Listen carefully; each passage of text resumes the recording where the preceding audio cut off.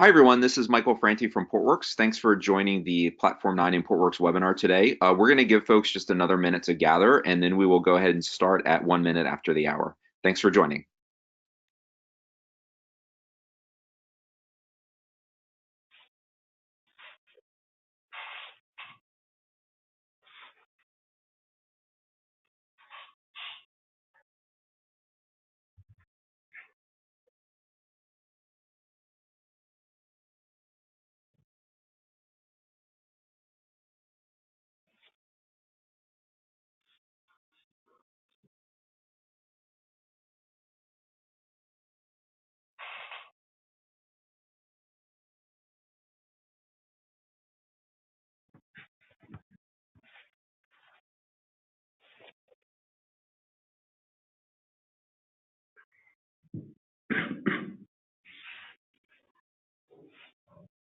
All right. Hi, everyone. Welcome to the Portworx Platform 9 joint webinar. Today, we'll be covering a very, very interesting and important topic, which is running stateful applications using Kubernetes in multiple and hybrid cloud environments. Welcome wherever you are today. Good morning, good afternoon, good evening. We'd like to kick it off by quick introductions of the speakers. Next slide. We have Michael Ferranti from Portworx, who will be covering the stateful applications and data platform piece of Kubernetes. I'm Kamesh Pemaraju. I'll be leading up the initial discussion around Kubernetes platform, the challenges that our customers are facing when they try and put this into production. And then we have a really exciting live demo by Peter Frey, our Chief Technologist at Platform9, who will actually showcase to you how exactly all this works with a nice migration demo and showing you how all this works together. So with that, I would like to kick it off by a polling question that Michael is going to run now before we start the webinar. Michael?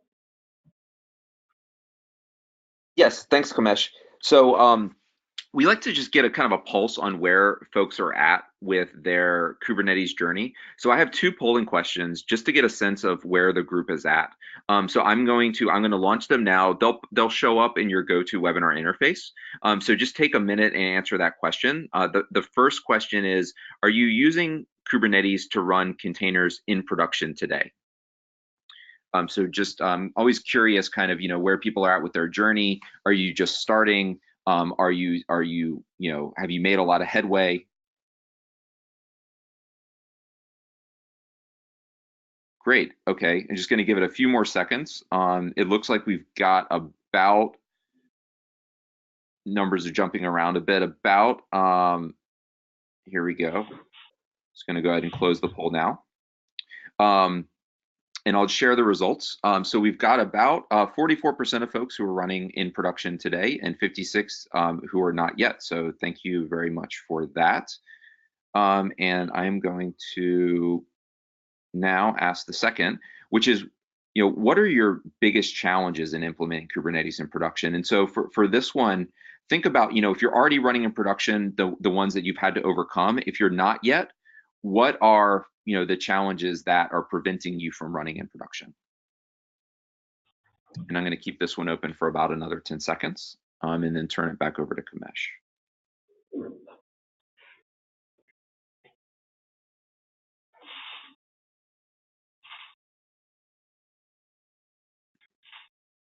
Okay, very interesting. So have about 46% of folks saying lack of operational expertise. That's kind of the overwhelming response, which is very interesting. I think we have a lot to say about that on our call today. Security and other are also large items, and then storage. So, okay, well, we're going to address a lot of these on our call today. So thank you for that. Kamesh, please take it away.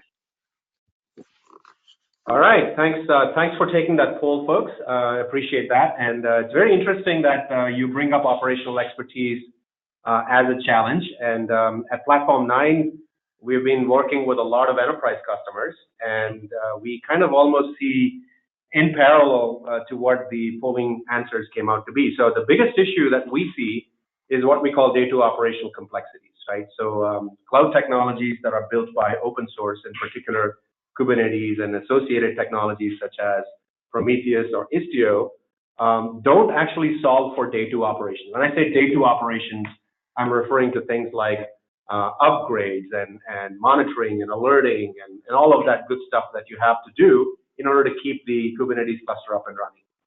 So as you guys pointed out, that operational expertise is hard to find.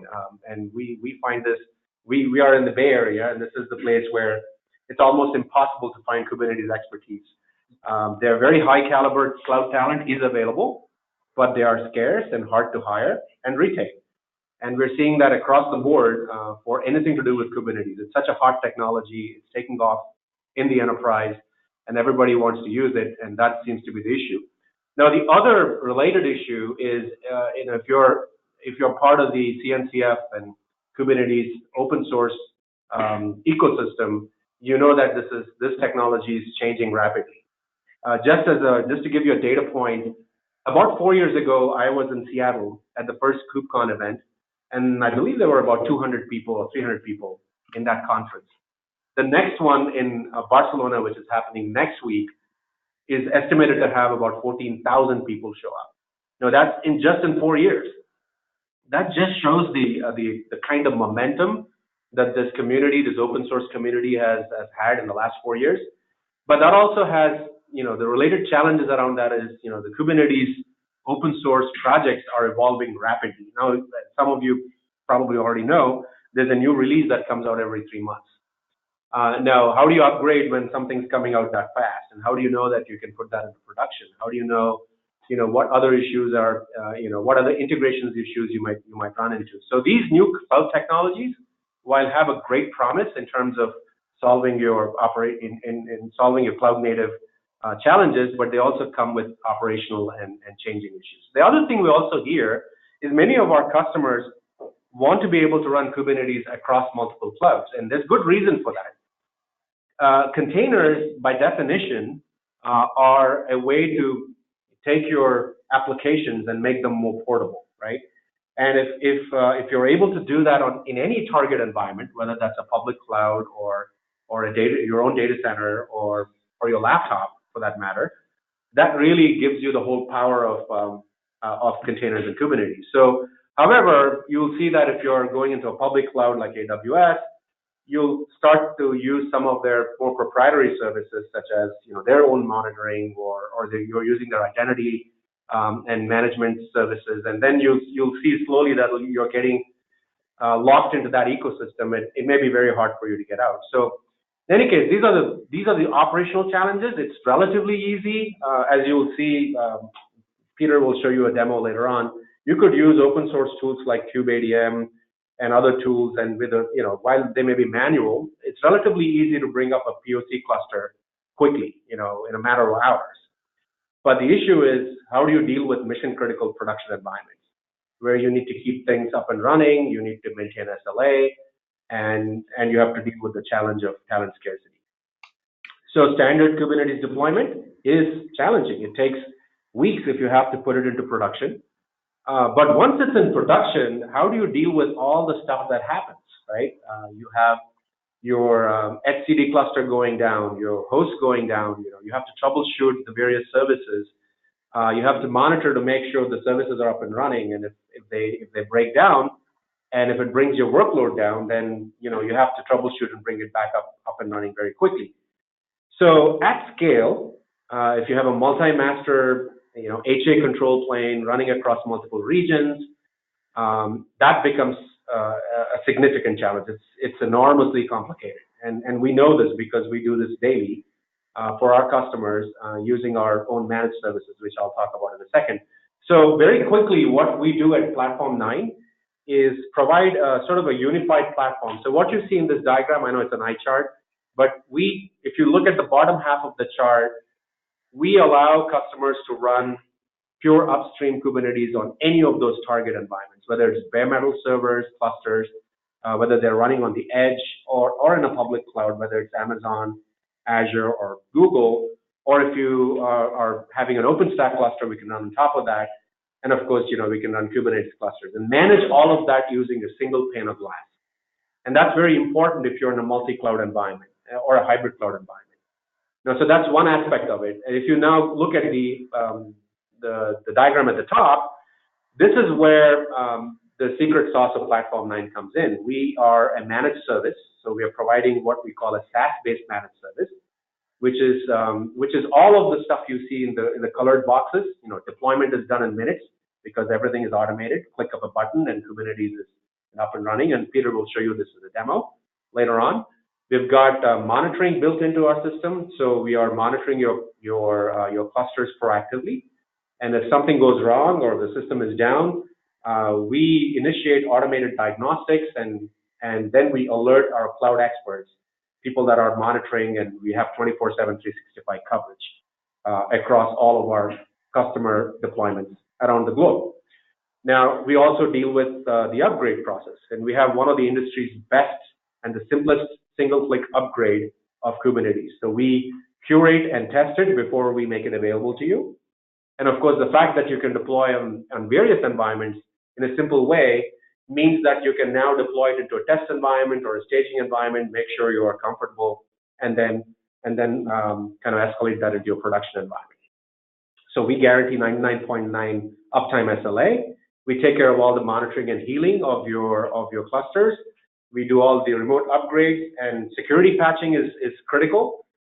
We have had a situation back in January, I believe, when there was a serious vulnerability in Kubernetes. And that was a day zero. It had to be patched, and we were on it, and we fixed it in a few days, and we rolled it out to all of our customers, and they didn't have to worry about it, even know that it was an issue.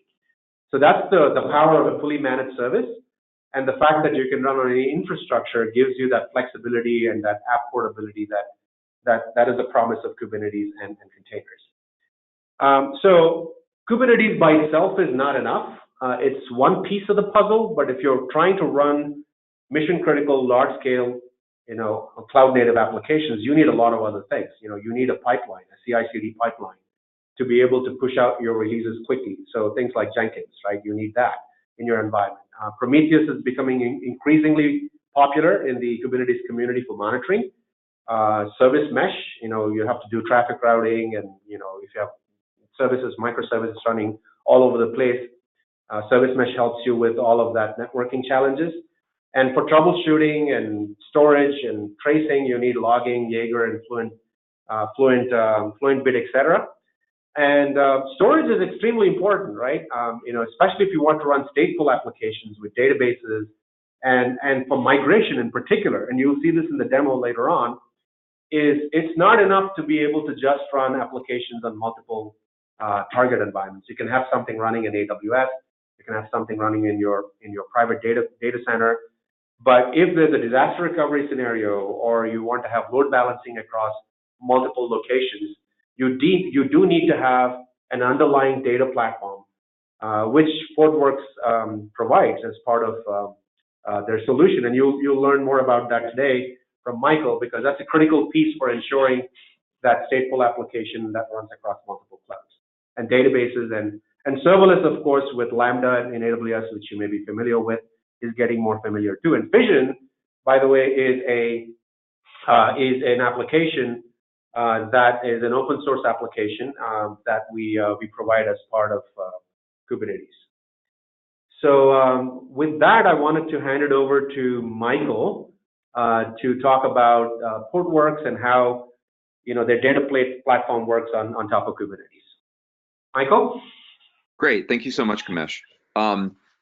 So hi, everybody. Yeah, very excited to have you on the webinar today and to talk about kind of some of those operational challenges and how to overcome them. That survey was really interesting because I do think that as containers are adopted more widely, it's really a timing issue. It's kind of there's this idea of the hype cycle around any technology, and I think what we're seeing now with Kubernetes is the vision for app platforms running on Kubernetes and their ability to be much more agile and much more operationally efficient and ultimately more secure is all of that is true, but actually getting it to work in practice is quite a bit more complex than I think a lot of people anticipated at the beginning.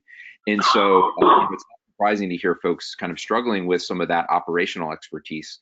As much as Kubernetes is all about automation, there's still a lot of expertise required on the part of teams to know how to set up the system in the right way to begin with in order to be able to take advantage of that automation.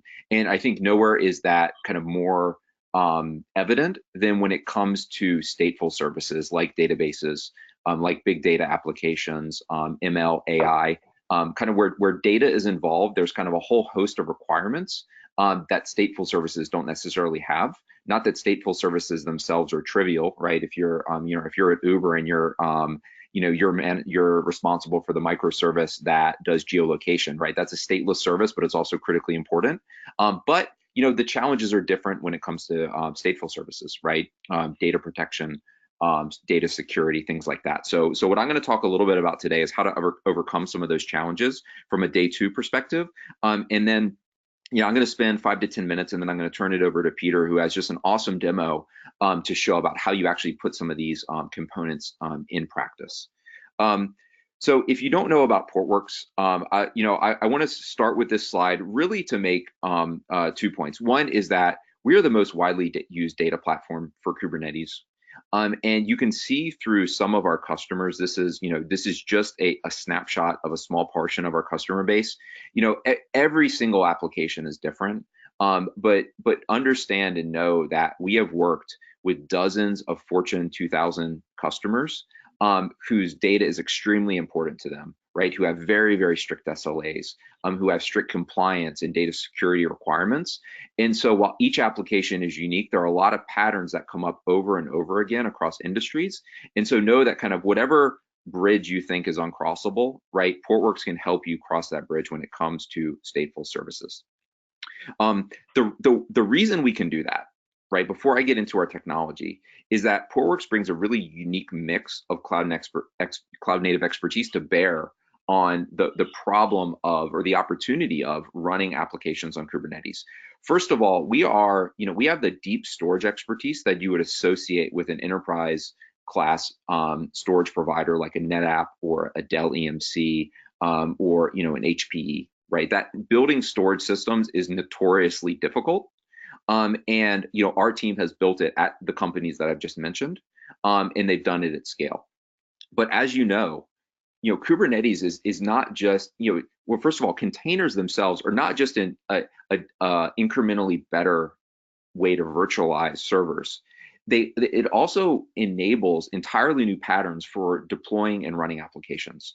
And those patterns themselves are so different from the way VMs were managed that you can't just take an enterprise storage system that was optimized for VM, build a connector into Kubernetes, and then have it function the way it needs to in order to solve those new class of problems. So while half of our company is really kind of embedded in that traditional enterprise storage, the other half really comes from an application and orchestration view of the market. So as an example of that, our VP of product management was on the team that launched Kubernetes to the world at Google. So everything that we think about, we don't just say, how do we protect data? How do we make it secure? How do we make it available? But how do we do that in a fully containerized, fully automated environment? And the last thing that I'll mention is that there's been a lot of studies coming out recently about just how big of a deal multi-cloud world and hybrid cloud world is going to be. Everybody is thinking about going multi-cloud. The one exception to this is the U.S. government, the Department of Defense, and the JEDI contract. I kind of think there's never been a better advertisement for multi-cloud than the idea that the federal government is the one person who's thinking about single sourcing, right? It just does not make sense from a reliability perspective, from a security perspective, and then from just a sourcing perspective. And so everything that Portworx does as well is built from day one to support that multi-cloud use case. Okay, so just to reiterate a little bit, all of our customers are building app platforms on Kubernetes. Now that could be an internal IT platform, or it could be they're a SaaS provider and they're running their own SaaS application on top of Kubernetes, right? They've got a host of different microservices. They're running in a number of different environments, and they're doing it for the reasons that you see here. It's all about automation. It's about cost optimization. It's about agility. Excuse me. Actually, I'm missing the slide here. Oh, here we go. Sorry. So, you know, they go on that journey, and perhaps that's where, around 50% of you who are already running in production are today, which is, you're getting some success running these first applications on Kubernetes, and you want to do more of that. Some teams in your organization are just much more agile than other teams in your organization, and you want to get everybody to that parity. Or maybe you've consolidated, 25% of your infrastructure to run on containers, or seeing a lot of cost savings, and you say, okay, how about the next 75%? But what we've seen is that when teams start to evaluate applications to move over to the Kubernetes platform, business requirements are getting in the way. Some teams will have sensitive user data that Kubernetes isn't really set up to support well, or there will be another app that's really a kind of a transaction database, and the disaster recovery requirements around that are such that it doesn't really make sense to run that on Kubernetes. Or there's an app that's really performance sensitive, so okay, so we're going to toss that one out. And what ends up, and the reason for that is that Kubernetes alone wasn't designed to provide data management, persistent storage, disaster recovery, data security, compliance, all of these business requirements that are necessary to operate stateful services like the ones you see pictured here. Now, again, this is a day one versus day two discussion. So Kubernetes does provide the way to provide a persistent volume to a MongoDB container or a Cassandra container, and that's great. And in fact, Portworx has been heavily involved in bringing those fundamental primitives to Kubernetes. There's a project called CSI that we've been heavily involved with, and that is good and important work, but it's really just the foundation, right? The reason that persistent storage is important is so that we can run mission critical applications that require disaster recovery. Disaster recovery presumes persistence. Persistent itself does not provide disaster recovery. So as our customers evaluate the business requirements and say, okay, can I do all of these things in order to run that app on the Kubernetes platform? The answer frequently is no. And what ends up happening before they adopt Portworx is that two things. One is their legacy platform away from lives on and indeed grows, because these app teams, they can't stop what they're doing, right? And they can't change the business requirements. They have to run that application, so they tend to do it on that existing legacy platform. And at the same time, we're kind of now running this Kubernetes platform, which had a lot of hype internally, but it turns out can't really run all the apps. And so the team that's working on it gets frustrated, the business gets frustrated, and kind of the promise that we had really doesn't live up to it. If any of this kind of is resonating with you, you're not alone. This is a survey from the New Stack recently, which shared that 80% of enterprises list data management, persistent storage, and DR as top barriers limiting container adoption. And Gartner said the same thing in a different way, which is to say, if you're looking towards traditional storage in order to run stateful services on containers, then you're going to run into issues around the way in which those systems were designed and the requirements around containerized systems. So not all hope is lost. And this is really where Portworx comes in. We've seen this movie over and over again, where teams are struggling to get more apps running on their Kubernetes platform. They find Portworx, they roll it out, and suddenly their use of containerization is accelerated because of it, and their apps are more performant, more secure, and more available in the process. So you could think about Portworx completing Kubernetes from a data management and storage perspective. So you still are using Kubernetes natively, maybe with a managed service like Platform9 to kind of ease the administration of that Kubernetes cluster, but the primitive, the core orchestration engine itself is still Kubernetes. You're still running microservices. You're still running in multiple environments. But now all of those stateful services that we talked about, the Cassandras and the Kafkas and the Sparks and the TensorFlows, are now able to run on that platform and meet those hard business requirements that we just talked about: data security, disaster recovery, compliance. The way that we do that, and I'm going to go through this very quickly because I think Peter's demo is going to really illustrate this a lot more than my chart will, but I want to kind of introduce some of the concepts to you. So the Portworx Enterprise Platform is made up of a number of components. The first component is PX Store. This is the foundation of Portworx, and this is our core storage engine for containers, our container attached storage engine. This provides dynamic volume provisioning, high availability in a single data center and across availability zones, snapshots, storage performance management like quality of service, kind of all of the enterprise class storage features that you would expect from a NetApp or an EMC, built for containers.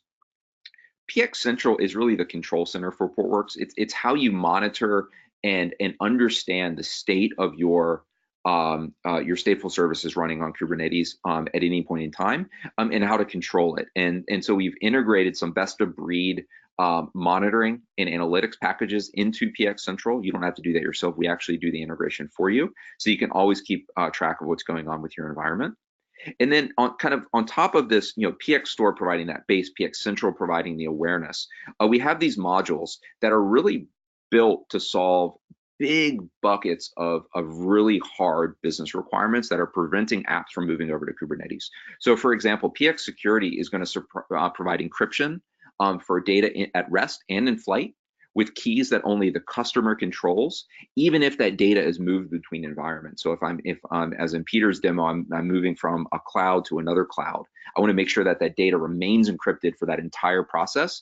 And even the storage provider, even the cloud provider can't decrypt that data. Only I as the customer can. We also provide access controls that integrate with your corporate authentication system to make sure that only the people that you want to access your data are able to, regardless of the environment that it's running in. PX data management, we're actually going to see in our demo today. This is really about moving applications and data between environments. And both of those points are really, really important. So with Kubernetes, you have Kubernetes objects, basically metadata about an application, and then you have the application data. In order to recover from a disaster, you need both of those things. And so PX data management builds in this ability to kind of move Kubernetes objects as well as data between environments, so that you can always just do that, day zero upgrade of Kubernetes. I'm going to be able to redeploy all of my pods. I'm going to have all of my controllers. I'm going to have all of my YAML files, as well as my mission critical data. And then we extend that model of moving app configuration and data between environments to PXDR. PXDR allows you to recover not just from a single server failure, from an availability zone failure, but from the failure of an entire region. And we can allow you to do that with 0 RPO failover. So if I'm running in Amazon East and that entire region goes down, I can recover my application running on Kubernetes to Azure East with 0 data loss. And that's something that's available today. It kind of seems like magic, but actually the Portworx platform does that today. And we also do disaster recovery across a wide area network.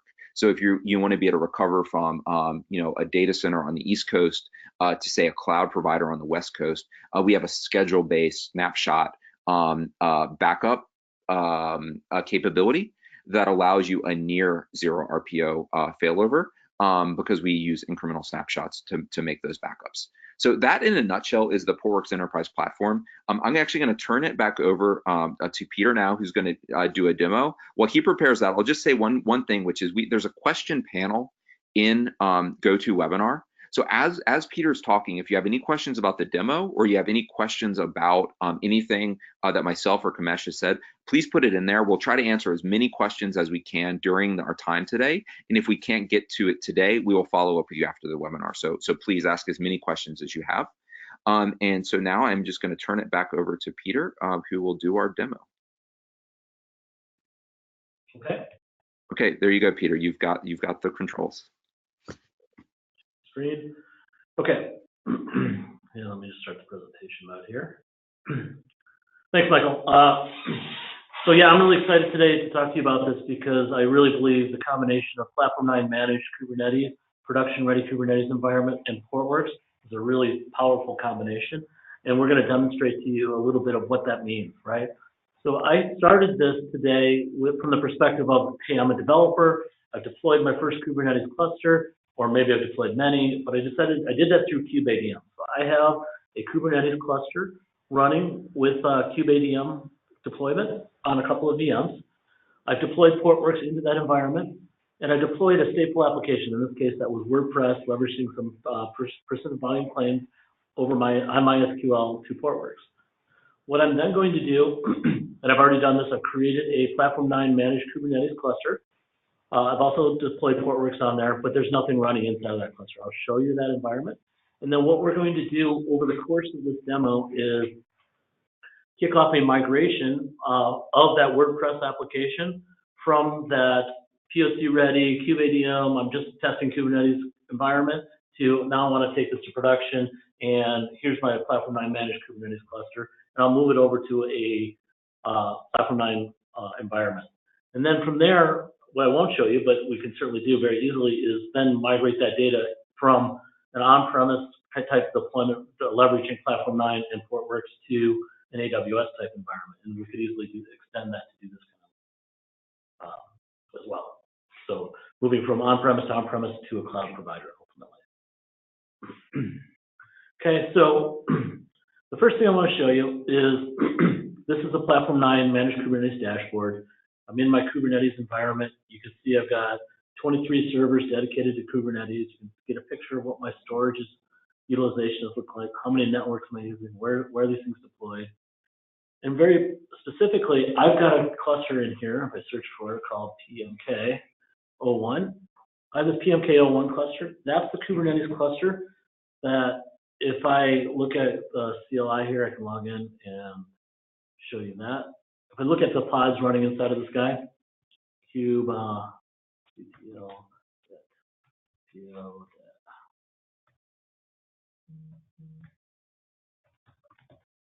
if I could type, would be great. kubectl get pods for all namespaces, right? And this is just a interface for us to see what's running on this environment. You can see I've got some Portworx stuff running, Stork is running, Tiller's running, and a few other Kubernetes pods. I'll also launch into this right here, into the Platform9 Kubernetes dashboard for this cluster. And it's going to ask me for a login here, so I got to get my token. YML, PMK01.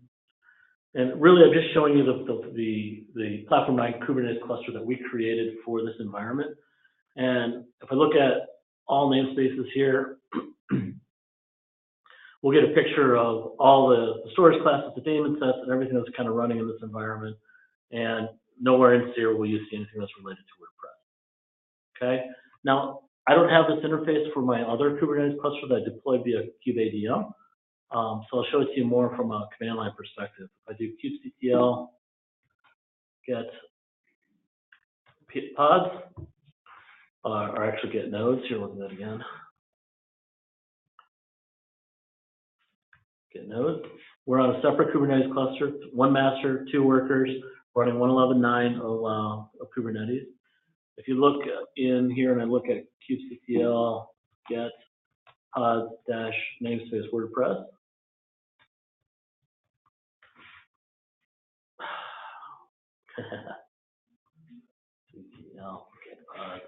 you can see that I've got some WordPress running and a MySQL instance running in here as well. So the first thing I'm going to do is I'm going to kick off this migration to get that started right now. kubectl apply -f migrate.yaml, and again, my tab doesn't work. That's the problem. Okay, so I've kicked this off, and then I'm just going to cycle through here and get my start command. You can see that I've actually started a migration in my WordPress namespace here. It's my MySQL migration. The destination is that PMK cluster 01 that I showed you before. It's got 0 volumes and it hasn't really kicked off yet. If I run this command again, you can see it's starting. The volumes is in progress, and it's going to actually migrate the data from this, KubeADM-based Kubernetes cluster to the Platform9 environment. It's going to take about a minute or so to finish this up. We'll just see it. There we go. It's actually finished already. So I've actually migrated all the data and all the resources. So now if I come back to the Platform9 environment, go to my web browser now, and I reload this page here, we'll be able to see that in this Kubernetes cluster, I've got a namespace, and it's called WordPress. And I can see that WordPress is actually running over here. MySQL has been migrated. If I look at pods, I can see the pods running. I can look at the replica sets, the services migrated, the PVCs also migrated. So any actual data and any configuration that was set up in that environment, all migrated to the Platform9 environment. So from here, I can go back to the Platform9 user interface, and I could take a look at pod services. Another way of looking at this is pod services and deployments. But now I'm looking at it across multiple clusters. If I wanted to, I could say, no, let's just look at that particular one. And I could search for WordPress here. Right? And you can see this pod is running from MySQL and for the WordPress application are both running in our environment over here. Okay. The really cool part about this is all of the data, everything that, all the services, the ingress controllers, the deployment, everything migrated over, and it's up and running. Now, if I wanted to take this application and actually, run it for a production environment, it might be a simple switch of updating my DNS record from pointing to my old cluster to the new cluster, and now we've got a production-ready environment in this new environment. So it's pretty slick. Okay. Let me go back here. So I did want to show you in our environment. So I've got multiple Kubernetes clusters here. Platform9 does support deploying Kubernetes clusters across AWS, OpenStack, and bare metal. Right? You can see examples of all of those here. And the cool thing is you can see I've got a notification here that there's a cluster upgrade here. In this case, I'm running Kubernetes 1.10.11. If I wanted to upgrade this is one of the strong features of Platform9 is the zero-touch, seamless, basically, in my opinion, the easiest Kubernetes upgrade in the industry. Is I can click this cluster, I can click upgrade, and it asks me if you're sure, and if I click yes, upgrade this cluster, it will then upgrade this Kubernetes cluster from 1.10.11 to 1.11.5. And so it's super easy for me to create, migrate, and manage all my Kubernetes clusters in one user interface, regardless of where they're running across multiple cloud environments. And another kind of cool feature is Platform9's API, right? We do have a lot of people want to do infrastructure as code, Kubernetes clusters as code, containers as a service, and they might want to do that through the Platform9 API. And we've got a full Swagger spec associated with it, and literally we can come in, if you want to look at the clusters, I can get the list of clusters through our API, and we'll expect the JSON output, all that kind of stuff. Okay. So I've got about 5 minutes left here. We talked about the infrastructure creating Kubernetes clusters. If we want to create Kubernetes clusters, it's super easy. You come in, you click infrastructure, and go to the add cluster environment. And then I can select my environment. I want to deploy AWS or OpenStack in this case. I'll give it a name, test cluster 67. And I want to deploy it in OpenStack KVM East Regional 1. What this does is it allows me to select my image. I want to use Ubuntu 16 here. What my master node flavor is, I'll use CKA master flavor, which is a definition of CPU, memory, and disk. I'll do that for my worker nodes as well. And then how many masters do I want? 1, 3, or 5, and the number of worker nodes. In this case, I'll just do 2. And do I want to run workloads on the master? What network do I want to put it on? It's a provider network in OpenStack with a specific subnet. I'll put security groups around it, allowing SSH and HTTP and ping. I'll put it in my peter.local FQDN environment. I'll put a container cider and a services cider associated with this. And ultimately, I put my SSH key. We'll run it in privilege mode. I'll turn on advanced APIs for Kubernetes. And then I'll enable our app catalog. From here, it's just a matter of reviewing what I selected. And the cool part about with Platform9 is this data here is almost exactly what our JSON payload would look like if you used our API. So it's really easy to use. So I would create cluster. What's going to happen here is I'm now creating a Kubernetes cluster in an OpenStack environment. And so if I switch over to OpenStack and look at my infrastructure here, my instances, we're going to see a number of instances in a creating state here and building. And when those come up online, then Platform9 will deploy a Kubernetes on top of that. And bring it into this view right here. You can see right here it's test 67, it's in a creating state. And that'll take about anywhere from 5 to 7 minutes to deploy a complete OpenStack environment. And the same process happens whether you're deploying it in the cloud. Okay, I will switch over to my presentation again. I have one more slide for you guys. And present here. Okay, so if you take anything away from Platform 9, is that we deliver production-ready, rock-solid Kubernetes. And what that means is we deploy upstream Kubernetes straight from the GitHub repo, offered as a SaaS managed service. We have monitoring and alerts and certified Kubernetes administrators on staff here at Platform 9 that are looking at and keeping your Kubernetes clusters up and running at a guaranteed SLA of 99.9% of the time. And you can think of that as Platform 9's got your back when keeping your production clusters ready and running. We've got automation around deployment, management, monitoring, maintenance, and upgrades. And in fact, I believe we have the simplest zero-touch, easiest to use Kubernetes upgrade in the industry. We're fully integrated. We're going to run where you're doing business. We have that financially backed SLA. We're part of Platform 9's of the Kubernetes security SIG, which special interest group, which allows us to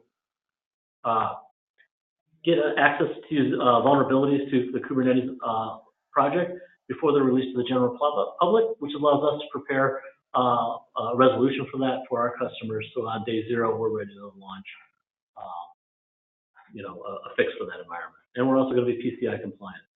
Honestly, the combination of Platform 9, production-ready Kubernetes, and Portworx is probably the strongest Kubernetes environment that you're going to do, because I believe that the first challenge that anybody is going to try to tackle as they're adopting Kubernetes is they're going to be like, okay, I've got Kubernetes, it's up and running. Now, what do I need to do? Oh, I want to deploy now. Oh, I need storage. How am I going to do storage? And Portworx absolutely delivers. I like to say Portworx just works because it does. It's very simple to deploy, and it works in any Kubernetes environment. And the combination of Platform 9 and Portworx is simply amazing. Okay, I'll turn it back over to you, Michael. Great, thanks a lot for that demo. That was great. Just a reminder to please put in your questions now. We will try to get through as many as we can. There are already a bunch in there, so I'm just going to start going through them, and as they come in, we'll answer them. So please go ahead and type now if you haven't had a chance to put it in yet. The first question relates to Platform 9 and infrastructure as code. So the question is, does Platform 9 support any infrastructure as code approach? Yeah, so Platform 9 has managed OpenStack and managed Kubernetes. Both of them have fully featured APIs allowing you to create VMs or create Kubernetes clusters via our APIs. It's very simple to do. Okay, great. Thanks for that. And thanks everyone for typing your questions. So I'm gonna go to the next one. So this one's a question about Portworx. How does Portworx data relate to Cassandra? And can you run PySpark for analytics on it in a distributed fashion? So yeah, this is a really good question. I wish I had a whiteboard in front of me. So you can think about Portworx as a block storage solution. So when you have any stateful container, for instance, Cassandra, in your question there, Cassandra itself is really a process, and that process runs in a container. The data for Cassandra, the data in your Cassandra database, if you will, that lives in a data volume, and that data volume lives outside of the container. So what Portworx does is Portworx provides the infrastructure and the management of that data volume itself. So if you're, for instance, running a single node Cassandra database and the host that the Cassandra database is running on fails, you could have Kubernetes reschedule that pod to another host in your cluster. And because Portworx replicates data to a configurable number of nodes, we can actually tell Kubernetes where a volume, an up-to-date copy of that volume is located somewhere else in the cluster, and thus you can have high availability. Now that's for a single node Cassandra database, which is very, very unusual. More likely you're running, a 6 or 10 node Cassandra ring, but in the same way that the host that any one of those nodes is running on can die, Instead of having Cassandra rebuild the data from scratch, you can actually just have Kubernetes reschedule it to another host in your cluster, and there's already an up-to-date volume there. For Cassandra experts out there, you can just run node tool repair. And you just have to basically rebuild the changes since that data volume was moved over much quicker than if you were rebuilding the data volume from scratch. And then to answer your question simply, yes, any analytics package that needs a persistent volume can run on top of Portworx. So PySpark being one example of that. Okay, so let's see. Someone's asking for a copy of the slides. Yes, as well as the webinar. We'll get that taken care of. Thank you for that.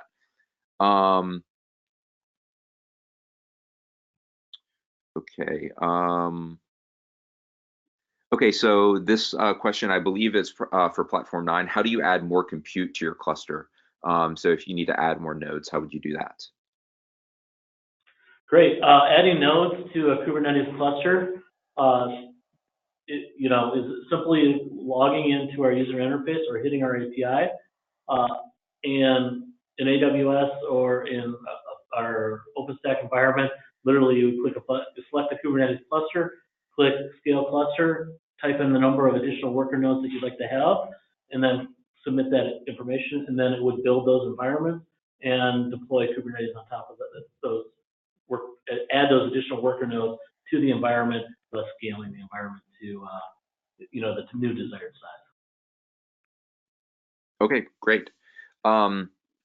So the next question is, how do you avoid duplication and file replication if you find that a given Kubernetes cluster has already replicated a few files?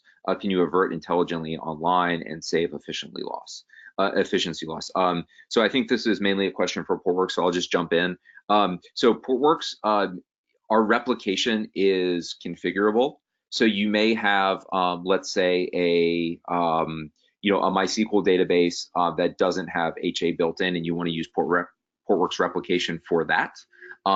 That's configurable at the pod level. Whereas, let's say you have a Kafka broker that is already replicating, and you don't want to use Portworx for that, you could turn off Portworx replication.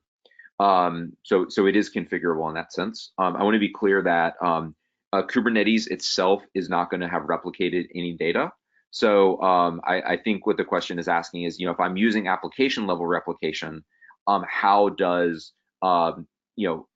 I save on my storage cost and not have Portworx do it as well?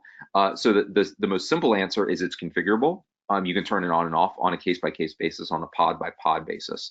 This is unique to container native storage solutions. What may be animating the question is with a lot of enterprise storage arrays, you configure those settings at a cluster level. So if you're running MySQL and Cassandra on a SAN, for instance, you can't configure on a pod basis, but with Portworx you can. The slightly longer answer, as many of you are probably laughing and saying, well, the first answer seemed actually quite long itself. So I'll try to keep this one quick. But Portworx replication and application replication, they actually work in conjunction and solve different purposes. So for instance, with Kafka, you often want to use Kafka replication to increase your throughput when your cluster is at full health. That's one of the ways in which you can get the peak performance out of your Kafka cluster. But Kafka is if it loses one of those nodes, it can rebuild itself from index. But the I/O performance during that rebuild operation is going to go down a lot. And so if you have a strict SLA around your application, some of our customers find that actually using Kafka replication to increase throughput while the cluster is healthy, and Portworx replication to decrease failover time when something goes wrong, actually provides them the right balance. We can work with you to figure out what that right balance is for each of your applications based on your business requirements. But long story short, it's configurable, and you can pick the right model for your business.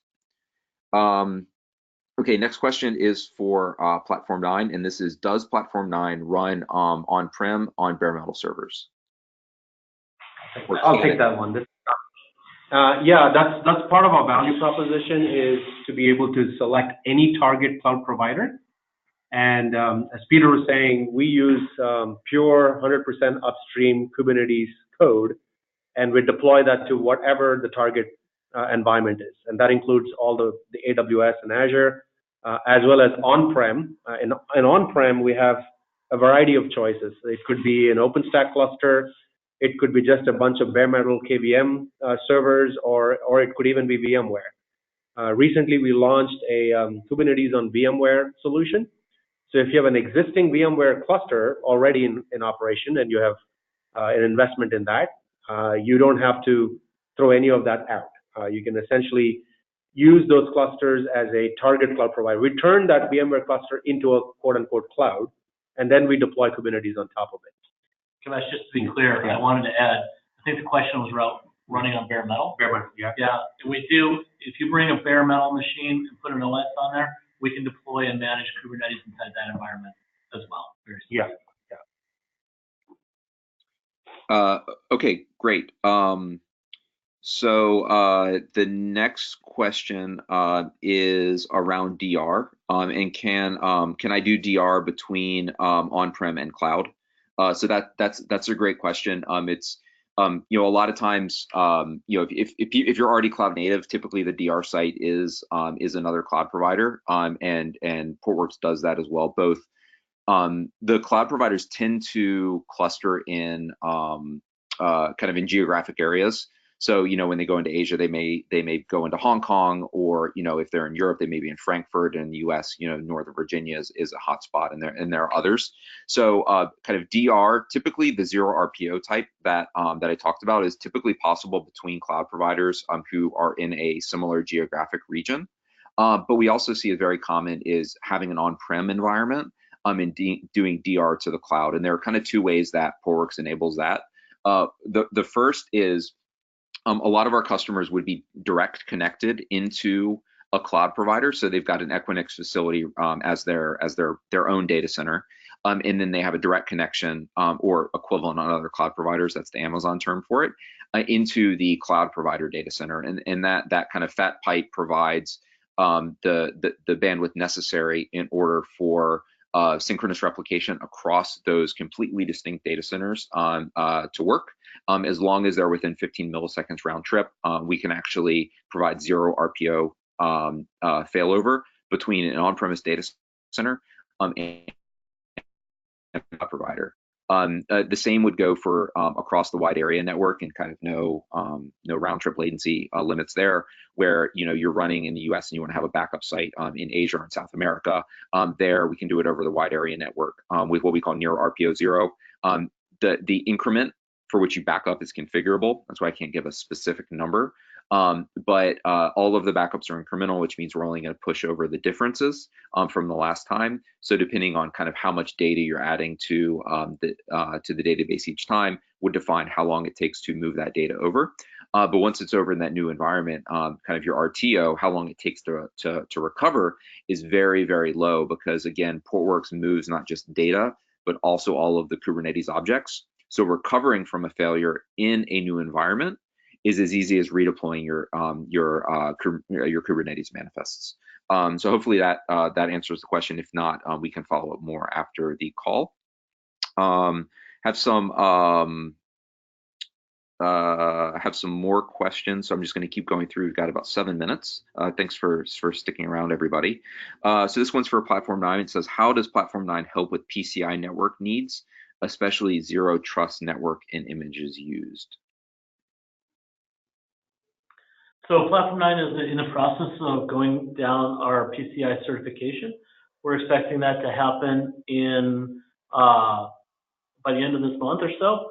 And I guess what I would add to that is, you know, there's kind of, you know, ideas behind protected data, protected applications, and things like that when you're starting to manage and deal with PCI relevant applications.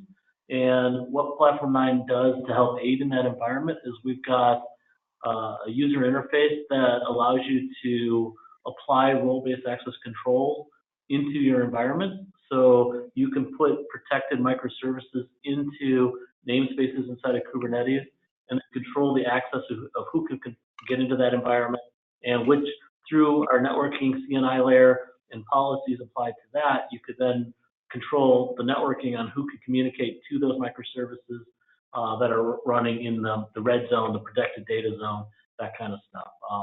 It's kind of a very broad topic, but through the use of Calico and policies and through the use of role-based access controls and Kubernetes, which are both features that are automated through Platform9, we can help with that environment.